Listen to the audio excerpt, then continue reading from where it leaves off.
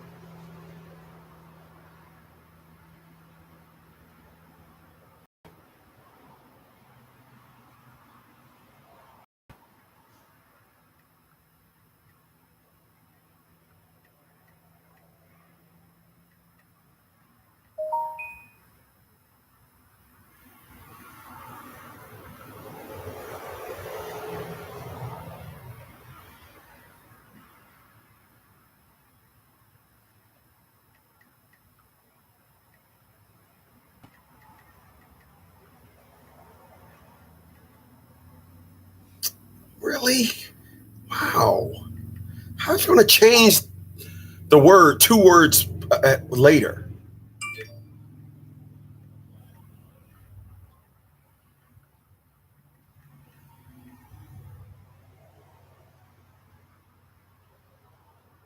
All right. Good morning, y'all. Hey, how y'all doing? Appreciate you guys for being here. Honestly, man, you guys could have been anywhere else in the world. Hey, but you said that ugly dude is at it again. Jay said, "Hey, Chris. Good morning. Um, did you brush your teeth? I smell something." Teeth, man. What's going on, Fox? Fox says, "Good morning, Mr. Smith." The title sounds like an excellent discussion, and that topic would be over on Unplugged. White women versus black women, needs now versus long-term needs. Humans, I'm talking about needs this morning. I'm talking about needs. And depending on who you deal with, you can pretty much dial in. You can pretty much dial in on their needs. So we're going to talk about that. So first thing I'm going to do is I'm going to tell you, what do I mean when you can pretty much figure out and dial in on somebody's needs.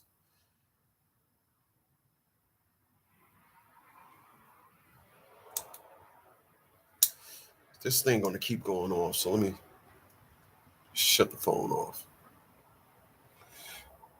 What's going on, David B? David B is up in this.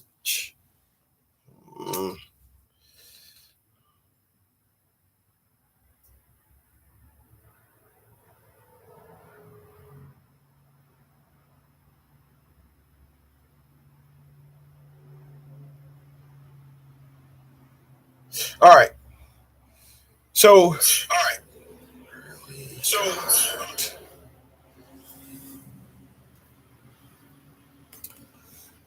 So, I'm gonna tell you what I'm talking about. Then I'm gonna tell you the different culture. We are living in times now where women are excellent storyteller sellers. You hear me say this all the time. They are none but lie salesmen. They're selling lies, a story. They're selling nothing but lies. I said Monday, I believe it was. What I said Monday was, let them be, because life is going to correct these idiots. Life is going to correct them. I've learned that. People, I'm 52 years old. I had yet another individual this morning tell me, he said, "So you brought a dog when you were 40, or are you going to buy a dog when you turn 40? I said, "My man, I'm 52. Oh, holy smokes, I wouldn't have gave you that. It was a guy that I took for a lift ride. I picked him up at the animal hospital. He said, "Oh, wow, I wouldn't have gave you 52.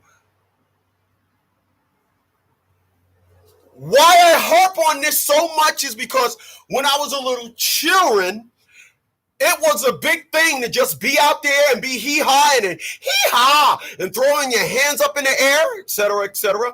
And then what happens is when you get older, you now see individuals just cashing those checks because life will correct. And it's a perfect way to segue into what I'm talking about when you are dealing with a person and their needs. If you're dealing with somebody that have high needs, they're not going to love you. If you're dealing with somebody that have high needs, they deal with multiple men. If you're dealing with somebody that have high needs, they got all the game in the world. You text them at 3 o'clock, they don't get back to you to 8:04. Oh, I fell asleep. Oh, they got chuck full of games. They are full of games. When you're dealing with a person that have needs, they cannot afford to waste time checking you for your morals. They ain't trying to hear you got morals. They ain't trying to hear nothing. When you deal with a person that have needs, it's like going to an Italian restaurant, having the audacity to think there's going to be Italian food on the menu. It's not. It's not. It's not. When you deal with someone that have needs, the only thing you can really deal with them and talk to them about is their problems and their issues and how you can step into their life and instantly give them wifey benefits when you don't even know them.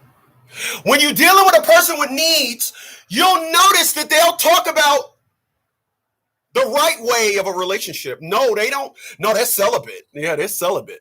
When you deal with a person that have needs, oh, they're celibate. When you deal with a person that have needs, oh, they got all these stories on the perspectives and the narratives of relationships, talking about a person with needs. When you're dealing with a person that don't have needs,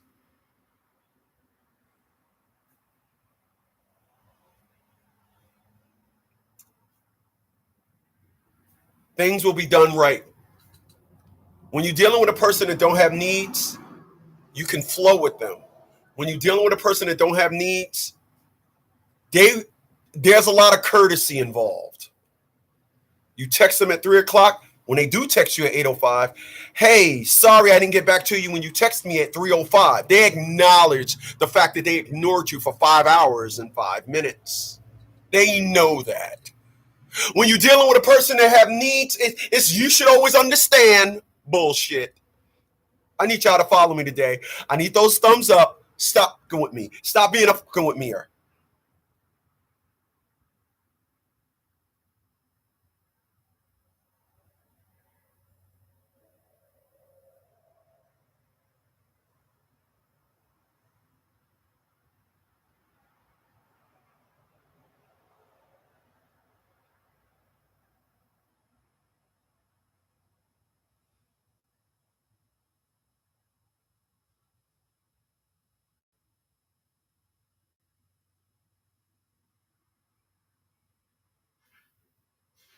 Hold on a second.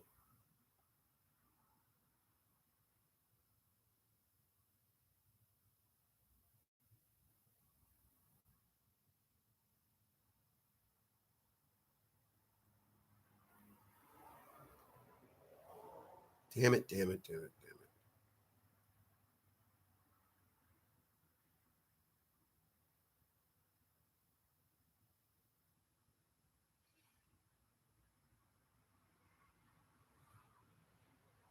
So when you're dealing with a person that don't have needs, they have a more mature perspective. They're very conscious of every step of what is going on, and they respect the steps, and they are not going to get outside the lines. When you're dealing with a person that have needs, you should understand that they got their phone turned off yesterday. I'm sorry, on Tuesday, and you just met them Saturday. They expect you to understand why you should help them. You're like, I've only known you 4 days. They got needs. They're not trying to hear that. When you're dealing with a person that have needs, you are dealing with a person that will do nothing, and I mean nothing, but expose you to their issues and all their problems.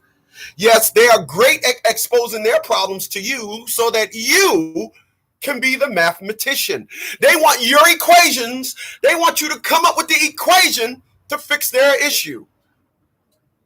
When you are dealing with a person that is just using you because they need you. Excuse me a second.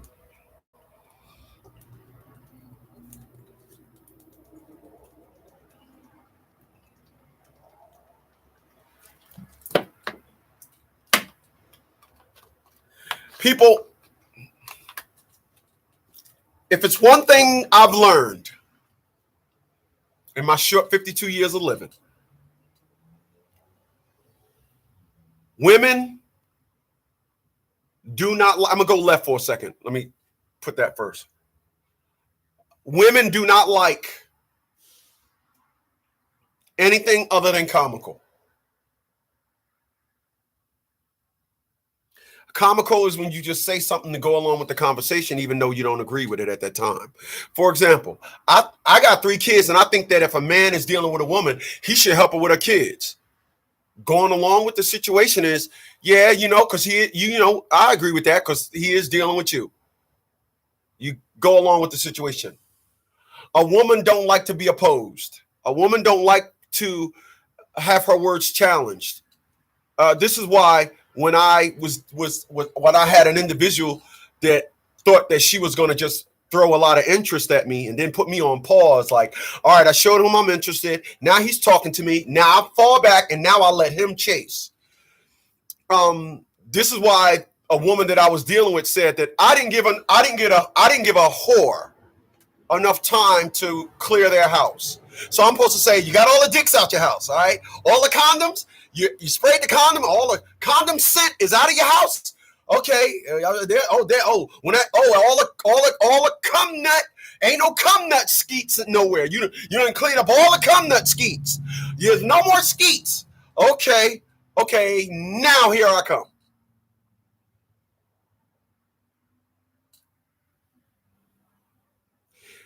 People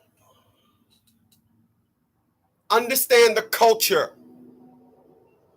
Understand the culture of what women are today. People, I'm going to tell you something about a woman you ain't ever going to hear nobody else say. I want you to listen real carefully what I'm going to tell you when it concerns a woman. When it concerns a woman,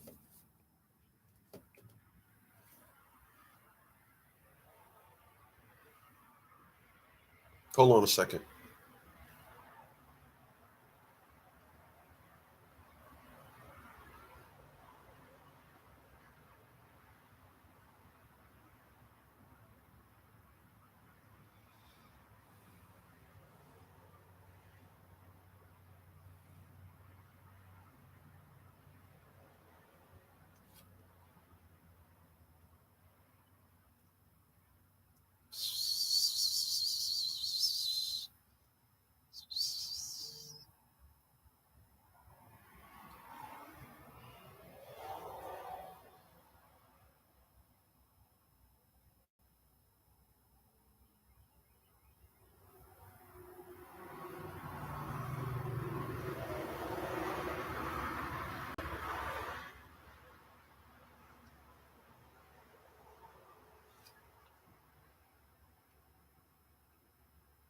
When it concerns a woman,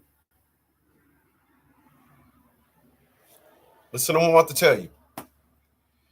We are living in the times now where women, and this is the culture, women do not do what women do anymore. You're never going to hear nobody say this. Women do not do what women do anymore. We're living in the times now where women do what they want to do. And if you think that when a woman does what they want to do as opposed to what a woman should do, then I will probably tell you that if you see a kid and that child is allowed to eat what he wants to eat as opposed to what he should be eating, that kid will have rotten teeth. Because what a kid wants to do is eat candy all day. If you could take that perspective and transfer it to the perspective of a woman, And just listen to what I just said. Women don't do what women are supposed to do. They do what they want to do. And because of that, it's okay to screw 3 or 4 different guys and say you're not a hoe. It's okay to talk back to your man. Yeah, let me throw that on the list. It's okay to talk back to your man. Yeah, the energy, the spear leader, the head of the house. It's okay to talk back to him. It's okay in common communication practices now to mock your man. Where was you at? I was at James' house. Yeah, right. You was at James' house. These things are done to the perspective now where it is now common courtesy. When it is mocking and patronizing, it's disrespect on a goddamn grand scale. It's okay to deflect and have a man ask you something over and over and over again. That is the culture of women.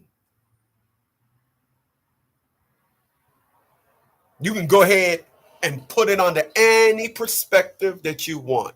That is the culture. And that culture has gotten individuals out of the perspective of saying, I got a man because I'm glad I got me a man and I can have me a relationship, et cetera, et cetera. Nope. You will be dealing with a woman that's saying, you know what? I'm out here just brokering off my issues. I'm just out here brokering off my problems. That's all I'm trying to do. That's all a sister is trying to do. A sister got bills and I need to pay them.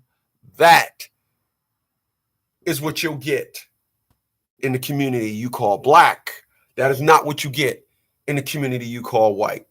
Please allow me to explain. People, because the white woman made sure, and the white woman is still sticking with traditional perspectives of family, a white woman will say to herself, Marge got a good man. I got to top Marge. Oh, Marge is signing their kids up for private school. Oh, I got to sign my kids up for private school. Oh, Marge and her husband. Oh, I see they got a new Volvo in their driveway. We're going to get us a new Volvo too. Oh, we're going to get us a Subaru because they got a 5-star crash rating. This narrative and perspective is allowed, and it is the building stones of a relationship with a white woman. And because of that, they have little baby white womans. And little baby white womans are bred and born with very high expectations. I need y'all to follow me. When the little white womans are born, they are fed expectations of family and definitely expectations of who you put your booty up in the air for. I need y'all to follow me. And so what happens is in the white community, the tradition, the family tradition is continuing on. This is why in the white community, no good booty out because don't get no play. In the community you guys call black, the woman there, no expectations. Twerking is like you're a millionaire. If you know how to twerk, you're a millionaire. If you have an attitude, that is the best investment you can make as a woman, is to have an attitude. These dumb innuendos that they scream about, oh, I just shoot from the hip. I'm very outspoken and I'm big bone. I'm not fat, I'm big bone. And all these dumb narratives. Oh my God, you're killing me over here right now. And you're not even here. You're killing me and you're not even here.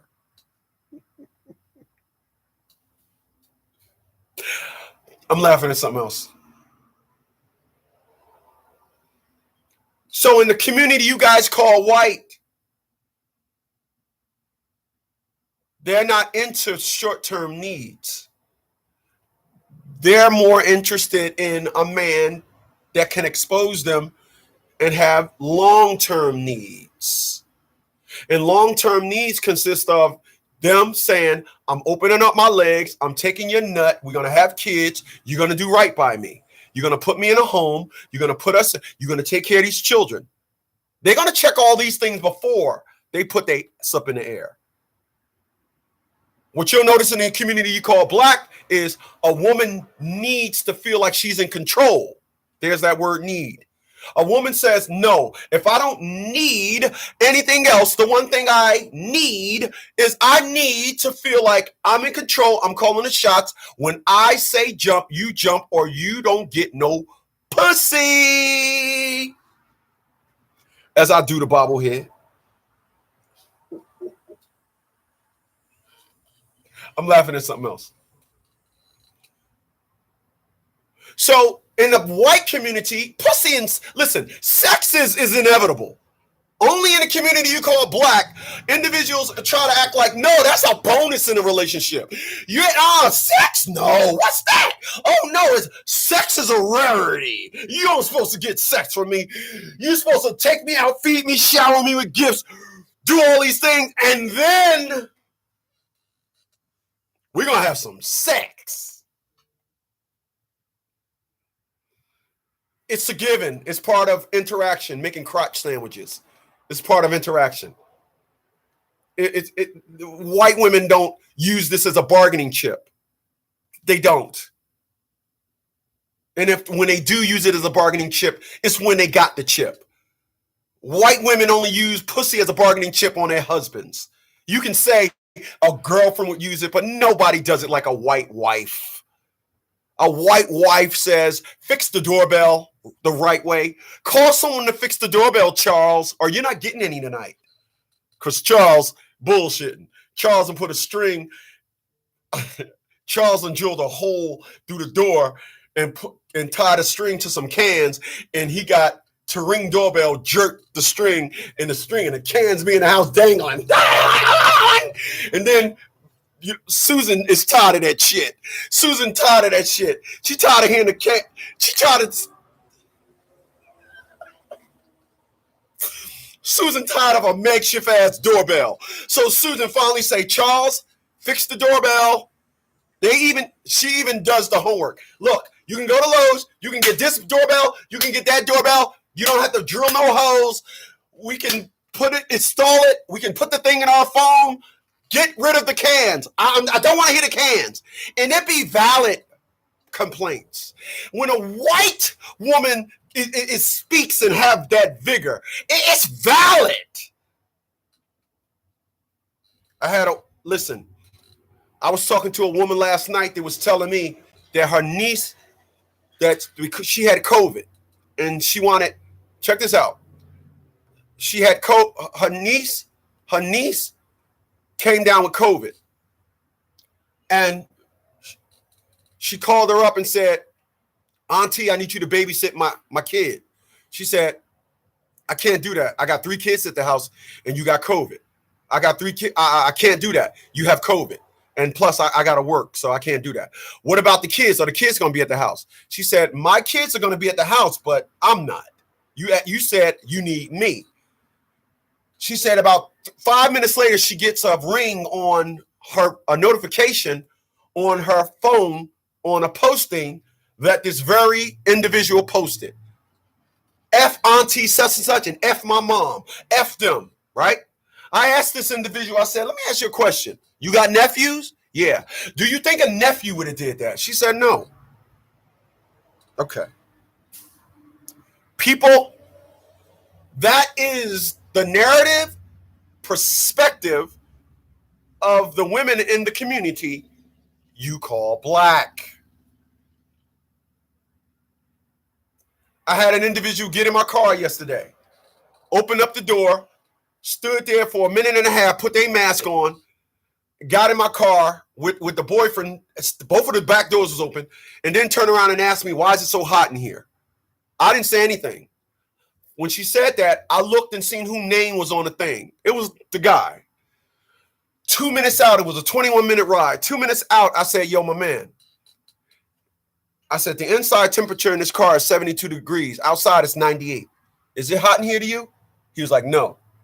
I said, so let me ask you a question, my man. When you was asked, why is it so hot in here, what did you say? And he was like, no. Okay. Then the woman, because they smart at knowing when you're checking their ass. Well, the reason why I asked that such and such and such, I pointed to the thing. I said, ma'am, I see Jeremy on there. I said, ma'am, I'm talking to Jeremy. This ride is for Jeremy. I don't associate with his guests. Well, all I was saying was, I understand, ma'am. I understand. Turn the music up.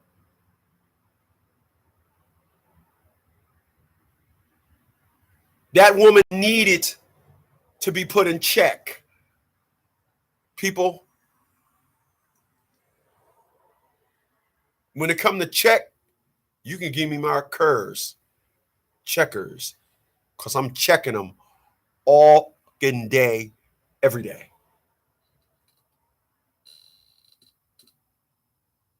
It's not the same. It's not the same. When you meet a woman with kids, they are number one on the needy list. They'll tell you they're not. They'll try to tell you about all the things that they're not in need. People, I'm going to tell you something. And if you know any black women that want to listen to what I just said about the narrative about black women and white women, people, I helped out of the individuals that I helped, 5% of them was white, 10% of them was Puerto Rican.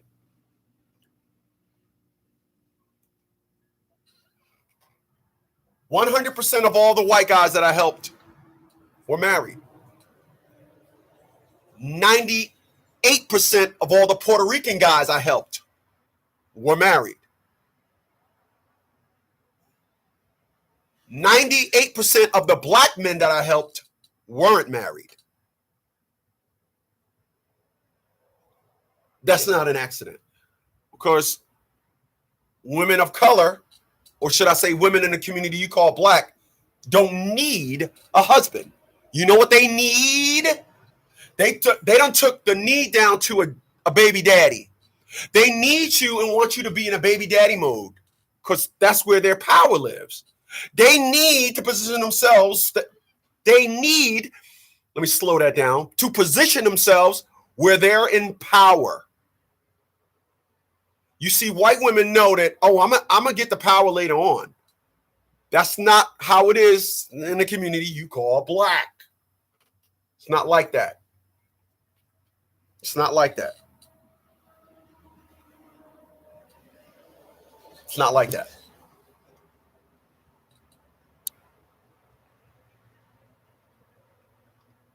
I am not, nor will I ever in my life again make a woman even assume or have an inclination that I need them. I was real horrible at that. I'm going to say this before I get out of here. I was real horrible. I was horrible at it. That is the reason why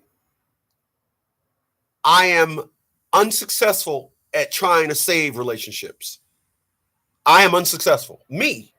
And I want to give you an understanding of what I mean.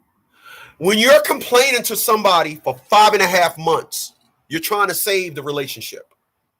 I am an epic failure at that. When it comes to what a woman thinks is saving the relationship, it is her now acknowledging the very issues that I said I had when we were in the relationship. When we're out the relationship, you can do whatever you want. You can jump over.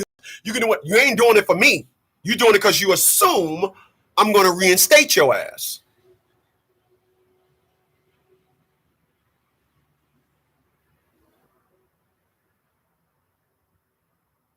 I will make sure